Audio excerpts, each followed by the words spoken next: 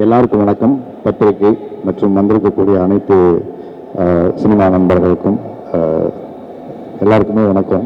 ரொம்ப நாள் கழிச்சு மைக் வர பிடிக்கிறோம், பேசவே வரமாட்டேங்குது. விழாக்கு போய் ரொம்ப நாள் ஆச்சு. எங்கிருந்து ஆரம்பிக்கணும்னு சொல்ல கடைசியாக வர மைக் கொடுத்துட்டாங்க. வந்து சோமு சொன்ன மாதிரி ஏமா நான் கூப்பிட்டா கடைசியாக மனம் இருக்கு. பட் ரொம்ப சந்தோஷமா இருக்கு இந்த மேடையில் நிற்கிறதுக்கு. நிறைய விழாக்கு போகும்போது படத்தில் நடித்தவங்க நிறைய பேர் வந்து விழா வாழ்த்துறது ஒரு வழக்கமான ஒரு விஷயம். பட் இந்த விழாவில் ரொம்ப சிறப்பான விஷயம் துவக்கமாக நான் பார்த்தது என்னன்னா, ஒரு பாடல் வெளியீட்டு விழாவில் எல்லாத்தையும் பேசி மியூசிக் ரைட்டர் மறந்துடுவோம், லிரிக் ரைட்டர்ஸை மறந்துடுவோம், அப்புறம் பாடினவங்களை மறந்துடுவோம். அவங்களாம் இன்னைக்கு விழாக்கே நிறைய ஃபங்க்ஷனுக்கு வர்றதில்லை. நிறைய ஹீரோயின்ஸே இப்போ பட விழாக்களுக்கு வர்றதில்லை. பட் இந்த விழாவோட துவக்கம் வந்து அத்தனை பாடகர்களுமே இங்கே வந்து இருந்தாங்க. All the singers. ஸோ அவங்களுக்கெல்லாம் பெரிய ஒரு ஆள் சொல்லி அந்த மியூசிக் டைரக்டர்ஸ்.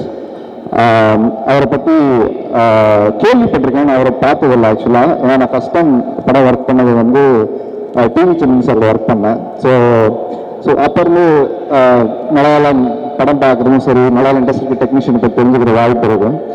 ஸோ அவரோட மியூசிக்கும் அவரையும் கேள்விப்பட்டிருக்கேன். பட் அவரோட இவ்வளோ எங்கே அவர் மியூசிக் இருக்குன்னு இன்னைக்கு வரைக்கும் அவர் 50 வருஷம் தாண்டி போயிடுச்சு. அவர் உடம்புக்கு தான் வயசாக இருக்கு, அவருடைய திறமைக்கும் அவருடைய இசைக்கும் இல்லைங்கிற பாடல் கேட்குமே தெரியுது. ஸோ தமிழ் சினிமா உங்களை பெரிய ரத்தன கம்பளம் போட்டு உங்களை வரவேற்பு சார். நீங்கள் தமிழ் சினிமாவுக்கு கிடைச்ச இன்னொரு பெரிய பொக்கிஷமாக தான் நாங்கள் பார்க்குறோம். We are proud to welcome you here.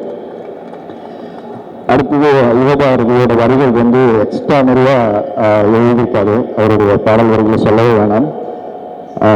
So எல்லா டெக்னீஷியன்ஸ் எல்லாருக்குமே ஒரு பெரிய நன்றி சொல்கிறேன். ஸோ இந்த படத்துக்கும் எனக்குமான தொடர்பு என்னென்னா, அபிலாஷ் வந்து நான் நடுவியாலை படம் பண்ணும்போது ஷூட்டிங்க்கு வந்து மீட் பண்ணி ஒரு கதை சொல்ல வந்தார். அது ஒரு மலையாள ப்ரொடியூசரோட வந்து கதை சொன்னார். வந்து அந்த படம் கூட ரிலீஸ் ஆகல. அப்போ வந்து சரி இது கதையெல்லாம் பேசிட்டு அப்புறம் பண்ணலான்னு பிளான் பண்ணேன். அப்புறம் ஊருக்கு போனோம். அப்புறம் எதுவுமே அவரும் காண்டாக்ட் இல்லை, நானும் காண்டாக்ட் இல்லை. திடீர்னு ஃபோன் பண்ணி பேங்க்கில் அக்கௌண்ட் ஓப்பன் பண்ணுற இஷ்யூஸ் எல்லாருமே என்னென்னா, அசிஸ்டன்ட் டைரக்டர்ஸ் எல்லாம் உங்களுக்கு தெரியும், அப்போல்லாம் நம்ம கையிலும் காசு இருக்காது. மினிமம் சேவிங்ஸ் அக்கௌண்ட்டில் ஒரு காசு வந்து மினிமம் பேலன்ஸை இன்க்ரீஸ் பண்ணாங்க. அப்போ வந்து எவ்வளோ பேர் பணம் இல்லாதவங்களாம் 5000 வச்சுக்க முடியாதுங்கிற சூழல் இருக்கும்போது தான் இந்த மாதிரி போஸ்ட் ஆஃபீஸில் ஒரு அக்கௌண்ட் இருக்குங்கிற ஒரு கேம்பெயின் அவேர்னஸ் பண்ணலாம்னு ஸ்டார்ட் பண்ணதுக்கப்புறம் தான் கேரளாவில் போய் பண்ணும்போது அபிலாஷ் ஒரு பெரிய சப்போர்ட் பண்ணார். அங்கே எல்லா இங்கேருந்து தமிழ்நாட்டிலையும் பண்ணோம், அங்கேயும் போய் பண்ணோம். அப்படிதான் அவருடைய அடுத்த கட்ட நட்பு அப்படியே இருந்துச்சு. அப்புறம் அடிக்கடி பேசுவார். அவர் படத்துல தான் இருப்பான்னு நினைப்பேன். திடீர்னு போய் ஹோட்டல் ஆரம்பிச்சுட்டேன் அப்படின்வாரு. என்னங்க ஆச்சுன்னு கேட்பாரு. சிரிச்சுட்டு எல்லாமே போயிடுச்சு, நம்பி விட்டுட்டு போனேன், கசியம் முடிச்சு பேலன்ஸ் வந்து கடன் வாங்கி ஒன்று கொடுத்தேன். அதையும் கடன் வந்து இப்போ மறுபடியும் பிஸ்னஸ் பண்ண ஆரம்பிச்சு கொடுத்தாங்கன்னு நினைச்சேன். மொத்தமாக எக்ஸ்ட்ரா கடன் வாங்கி அதையும் 2 வேலை கட்டிட்டு எல்லாத்தையும் முடிச்சுட்டு வந்துருக்கேன்னு சொன்னார். அதுக்கிட்டலாம் இந்த கதையை வந்து சொன்னார். இந்த கதை ஃபஸ்ட்டு ஜித்தன் ரமேஷ்க்கு சொல்கிறதுக்கு முன்னாடி என்கிட்ட வந்து பேச இந்த கதை சொன்னார். ரொம்ப நாள் வந்து அப்போ நான் பண்ணுறதெல்லாம் பேசிகிட்டு இருந்தேன். வந்து அதுக்கப்புறம் இந்த கதையை ஜித்தன் ரமேஷ் பண்ணார். ரொம்ப சந்தோஷமாக இருந்தது. ஹீரோவாக நடித்து தோட்டம் இருக்கான் பிரதர், வில்லனாக நடித்து தோட்டம் இங்கே இல்லவே இல்லை இந்த சினிமாவில். அதனால நீங்கள் வில்லனா முதல்ல காலடி எடுத்து வச்சுருக்கீங்க. இந்த சினிமா மீண்டும் உங்களை உயரத்தை கொண்டு போய் மீன்பாட்டுங்கிறத மாற்ற கருத்து இல்லை. 2023 ஒரு பெஸ்ட்டு வில்லனுக்கு கட்டாயம் ஒரு பெரிய அவார்டு வாங்கணும்னு நான் எல்லாமே ட்ரை பண்ணிக்கிறேன். ட்ரைலர் பார்த்தா ரொம்ப நல்லா இருந்தது. 2024க்கு நான் ஒரு வில்லன் பண்ணியிருக்கேன். அதனால அதில் காம்படிஷன் அடுத்து மறுபடியும் நடிக்கணும்னு வராதிங்க. ஏன்னா நீங்களே ஒரு சைக்கோ வில்லன் பண்ணியிருக்கீங்க. நான் ஃபர்ஸ்ட் டைம் நான் இத்தனை படங்கள் பண்ணது நானும் ஒரு சைக்கோ வில்லன் பண்ணியிருக்கேன். ஸோ நீங்கள் 5க்கு மிரட்டியிருக்கீங்க, நான் 5 நிறைய பிரச்சனை பண்ணியிருக்கேன். அதனால் வேறு வேறு ஹீரோயின்னா தேடுறது மட்டும்தான் நமக்கு வேலை ஆளா. ஸோ அதனால இதில் வந்து ரொம்ப மிரட்டாக இருந்தது. ஒரு வாரத்துக்கு முன்னாடி ட்ரைலர்லாம் வந்து அவர் காமிச்சார். மியூசிக்கோட ஆர்கெஸ்ட்ரேஷன் வந்து எக்ஸ்ட்ரானரியாக இருந்தது, ரொம்ப பியூட்டிஃபுல்லாக இருந்தது. சவுண்ட் டிசைனிங் அது ராஜகிருஷ்ணன் எல்லாமே ஒர்க் பண்ணியிருக்காங்கன்னு நினைக்கிறேன். ரொம்ப எக்ஸலண்ட்டாக இருந்தது. குட்டி குட்டி சின்ன சவுண்ட்ஸு, அந்த மூடு ரொம்ப நல்லா இருந்தது. அண்ட் நம்ம சினிமாட்டோகிராஃபர் ஆள் வளர்ந்துருக்காரு அப்படிங்கிறது எல்லாரும் சொல்கிறாங்க. ஆனால் அவரோட சினிமாட்டோகிராஃபியோட எந்த பண்ணாலுமே அவருடைய மனசு ஒன்று இருக்குண்ணா. அப்புறம் அப்போ போல பார்த்தேன், close dedication to the work. இங்கே நிறைய பேர் அந்த டெக்னீஷியன்ஸ் சொன்னாங்க 500 ரூபாய்க்கெல்லாம் ஃபைட் மாஸ்டர் கிடைக்கிறாங்க. ஆர்டிஸ்ட்டு எக்ஸ்ட்ரா மழை வந்து போட்டு வேணா காசு வாங்காம நம்ம இண்டஸ்ட்ரியில நடந்திருக்காரு. இப்படி நிறைய பேருக்குள்ள இருக்கிற மனிதன் இந்த ஸ்டேஜில் தெரிஞ்சது. இந்த படம் பணத்துக்காக இங்கே நிறைய டெக்னீஷியன் இல்லை, ப்ரொடியூசர் அமர் அண்ட் அபிலாஷ் சம்பாதிச்சு வச்ச மனிதர்கள் தான் இங்கே நிறைய பேர் இருக்கோம். நான் கூட இங்கே வந்து இது பண்ணுற ரமேஷ் ப்ரொடியூசர் அப்படிங்கிற எல்லாரும் மனிதர்களுக்காக தான் இருக்கோம். அர்ச்சனாலாம் பயங்கர பிஸி, முடிச்சுட்டு 8 மணிக்கு மேலே இன்னைக்கு வரணும், அண்ணன் பக்கத்து நிற்கணும். இல்லைன்னா சோமு நிஷாலாம் டேட்டே இல்லை. எங்கள் வீடு பக்கத்துல இருக்காங்க, எங்கள் வீட்டுக்கு ஒரு நாள் கூட வந்ததில்லை. மாசத்துக்கு ஒரு நாள் வருவாங்க, சம்பாரிச்ச காசை அங்கே வச்சுட்டு எடுத்துட்டு போறதுக்கு. இப்பதான் வீடெல்லாம் கட்டிட்டு வந்தேன். திருச்சி இல்லை, சென்னையில் வாங்கிடுவேன், பெருசாக வாங்குவேன். என்னமோ வாழ்க்கை. ரொம்ப சந்தோஷப்பட்டது, ஹீரோக்கள் மட்டும்தான் போய் உதவி செய்வாங்கன்னு இல்லை, மனசு இருந்து செய்யறது அத்தனை பேருமே ஹீரோ தான். அது ஒரு பெரிய ராயல் சொல்லிட்டு.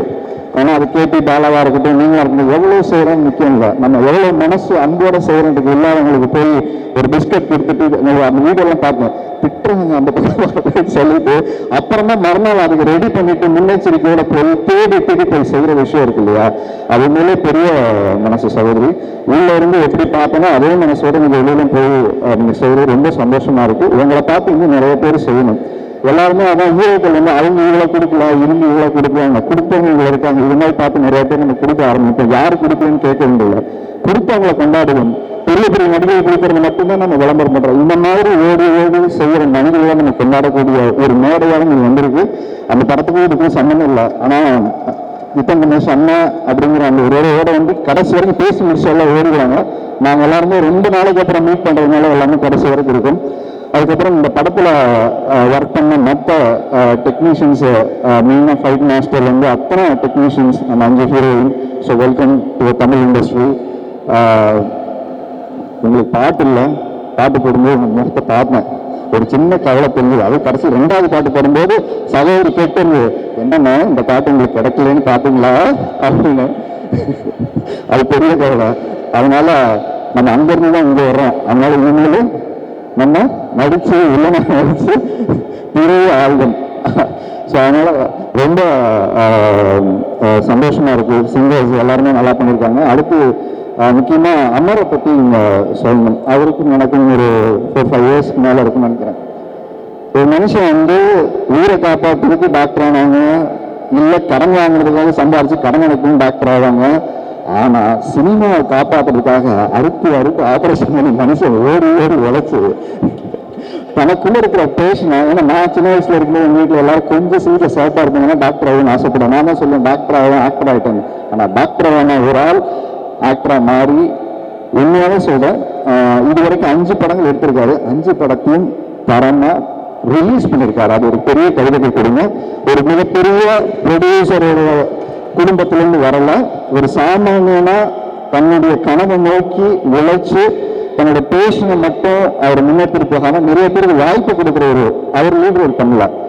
அது யாரும் அடுத்தவங்க அந்த கதைக்கு சரியா இருப்பாங்களோ அதை தான் பண்ணணுங்கிறத அவர் வந்து ஒரு ரூட் போட்டு கரெக்டாக ஒர்க் பண்ணிட்டு இருக்காரு. பட் தமிழ்நாட்டுக்கு ரூட் போட்டு வரணும்னு பண்ணாம முதல்ல ஒரு சப்ஜெக்ட் எடுத்த படம் வந்து எந்த கமர்ஷியல் படமும் இல்லை. ஈழ தமிழர்களை பற்றி ஒரு படம் எடுக்கணும், அதனால எவ்வளோ காசு எனக்கு வரணும் முக்கியம், எவ்வளோ காசு எனக்கு சம்பாதிக்கணும் முக்கியம் இல்லை. சொல்ல வேண்டிய விஷயத்த அந்த படத்துக்கு நான் சொல்லணுங்கிறதுல உடம்பை வருத்தி மொத்த டீம்னு அந்த ஒரு சின்ன பொண்ணு அவங்க நடிச்சிருந்தாங்க. அந்த படம் மேபி ஓடிடியில் கொடுத்துட்டாங்களான்னு தெரியல. டெஃபினட்டாக அந்த படம் எல்லாருமே பார்க்க முடிய படம். ரொம்ப எமோஷ்னலி ரொம்ப பொலிட்டிக்கான ஒரு ஃபிலிம். அந்த ஃபிலிம் வந்து ஸோ அந்த படம் தான் அபிலாஷ் வெஸ்டாகவும் பண்ணியிருந்தார் வந்து. அதுக்கப்புறம் தமிழ் சினிமாவில் வந்து மறுபடியும் ப்ரொடியூஸ் பண்ண போகிறேன். இந்த கதை சொல்லும் போது எனக்கு தெரியும் இங்கே என்ன ஒரு வச்சு செஞ்சுக்கிட்டே இருக்காரு. ப்ரொடியூசர் இவரை வச்சு செய்கிறாரா, இவரு ப்ரொடியூசர் வச்சு செய்கிறாரா தெரியல அப்படின்னு சொல்லிட்டு யோசிச்சே இருக்கும்போது இல்லை ஒன்று போயிட்டு இருக்கு. அங்கே ஒரு 7-8 கோடி ரூபாய் மலையாளம் ஒரு படம் ஆரம்பிச்சிட்டாரு.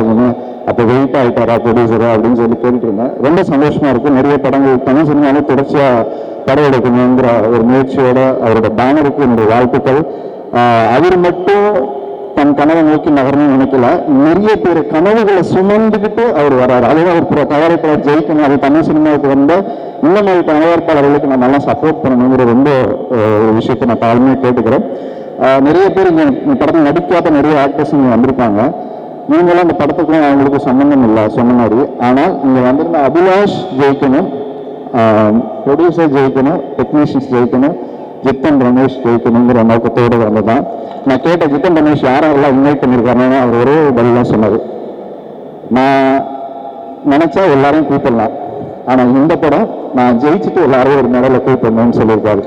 ஸோ அது வந்து ரொம்ப ரொம்ப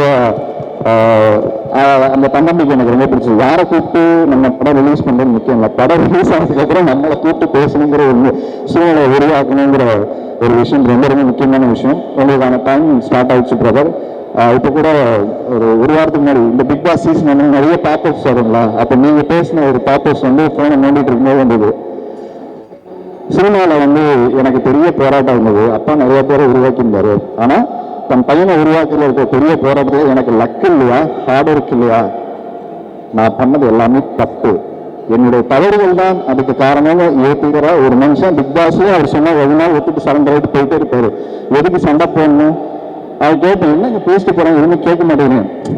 அவங்க சண்டை போடும்போது நம்ம சண்டை போடுவோம், நமக்கு எப்போ தோணுது அப்போ மட்டும்தான் கேள்வி கேட்டு சண்டை போடணும். தேவை இல்லாமல் நம்ம டைம் வேஸ்ட் பண்ண பார்க்குறோம், ஏன் ப்ரோ அப்படின்னு போய் காலை போட்டு படுத்துறோம் ஜாமின்னு. ஸோ அந்த மாதிரி ஒரு நல்ல பியூர் ஹார்ட் இல்லாது பக்கத்தில் வந்து பார்த்தாலும் தெரியும், அவர் இவ்வளோ பெரிய ப்ரொடியூசர், இவ்வளோ பெரிய பையன், அவர் வந்து பார்த்தாரு தண்டாப்பணும் அப்படியே எதுவுமே இருக்காது. பக்கத்தில் போனோம்னா உட்காருங்க அப்புறம் அப்படின்னு ஆரம்பிச்சாருன்னா அந்த லோக்கல் ஸ்டாங் நம்மளே ஒரு அப்படியே ஷோல்டரில் போட்டுக்கிட்டு அந்த விருப்பம் கொடுத்துருவோம். ஸோ ஒரு இவ்வளோ நாளுக்கு அப்புறம் பிக் பாஸ்க்கு அப்புறம் இங்கே நான் பார்த்து பேசினேன். பட் அதே சிரிச்ச முகம் இடையில ஒரு படத்துக்கு கூப்பிட்டுருந்தாரு, என்னால் போக முடியல, இந்த படத்துக்கு அவர் கூப்பிடல, நான் வரணும்னு சொல்லிட்டு அவ்வளோ நான் வரேன்னு சொல்லாது, நான் வரேன்னு சொல்லிட்டு வந்தேன். நான் ரொம்ப சந்தோஷமா இருக்குன்னு இந்த மாதிரி ஒரு ட்ரைலர் பார்க்குறதுக்கு. எல்லாத்தையும் சொல்லிட்டேன்னு நினைக்கிறேன். நம்ம படத்துக்கு நிறைய பேர் தெரியும், அதனால் நிறைய ஓகே எல்லாமே கவர் பண்ணிட்டேன். ஸோ ரொம்ப சந்தோஷம். அந்த அவங்களுக்கும் பெரிய தேங்க், இந்த படத்தை கொண்டு போய் மக்கள்கிட்ட சேர்க்கிற விஷயம். ஆடியோ வந்து பாட்டு எல்லாமே நல்லாயிருக்கு. ஸோ ஹோல் டெக்னீஷியனுக்கு என்னுடைய வாழ்த்துக்கள். ஸோ டிசம்பர் படம் ரிலீஸ் ஆகுது. ஸோ எல்லாரும் தியேட்டரில் வந்து பார்த்து இந்த படத்தை சப்போர்ட் பண்ணுங்கள். ஒரு நல்ல திரைப்படத்தை கொண்டாடக்கூடிய அத்தனை பத்திரிகையாளர்களும் நிறைய படங்கள், இந்த சின்ன சின்ன படங்கள் இந்த வருஷம் டாடா நிறைய படங்கள் வந்து ஓடி இருக்கு.